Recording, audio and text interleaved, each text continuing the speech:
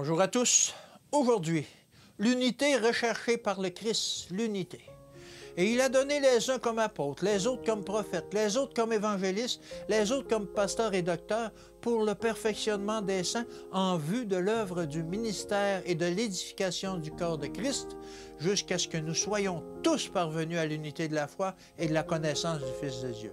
À l'état d'homme fait à la mesure de la stature parfaite de Christ. Éphésiens 4, versets 11 à 13. Pour notre unité, nous devons prouver irrésistiblement que le Christ est venu en ce monde pour sauver les pécheurs.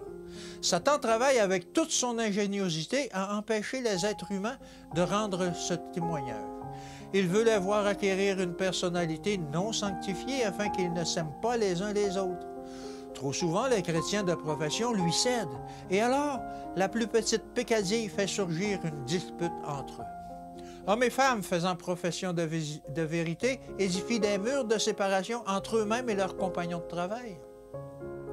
Parce que tous ne pensent pas exactement de la même façon ou ne suivent pas exactement la même méthode, ceux qui se tiennent à part, refusant de s'adapter harmonieusement, déshonorent Dieu devant le monde. Le Christ a prié pour l'unité. C'est sa volonté que ses disciples travaillent ensemble dans la communion chrétienne. Répondons à l'invitation du Christ. « Venez à moi, vous tous qui êtes fatigués et chargés, et je vous donnerai du repos. Prenez mon joug sur vous et recevez mes instructions, car je suis doux et humble de cœur, et vous trouverez le repos pour vos âmes. Car mon joug est doux et mon fardeau léger. » Matthieu 11, versets 28 à 30. Pour répondre à cette invitation, nous devons renoncer à toute suffisance, à tout sentiment de supériorité et nous soumettre à la volonté de Dieu. « Je leur ai donné la gloire que tu m'as donnée, afin qu'ils soient un comme nous.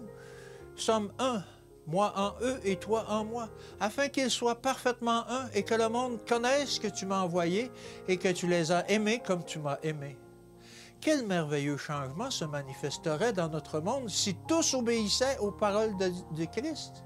Il a uni ses intérêts à ceux de l'humanité, afin qu'hommes et femmes puissent obtenir de lui la force de faire sa volonté. Ceux qui, par sa grâce, deviennent participants de la nature divine, reçoivent les riches bénédictions que les conseils du ciel ont déclaré devoir se répandre sur ceux qui croient au Christ comme en leur sauveur personnel. Afin que nous portions les fruits qui glorifient Dieu, nos cœurs doivent être remplis de l'amour du Christ. Nous devons apprendre de lui sa douceur et son humilité. Alors nous ne chercherons plus à nous exalter nous-mêmes.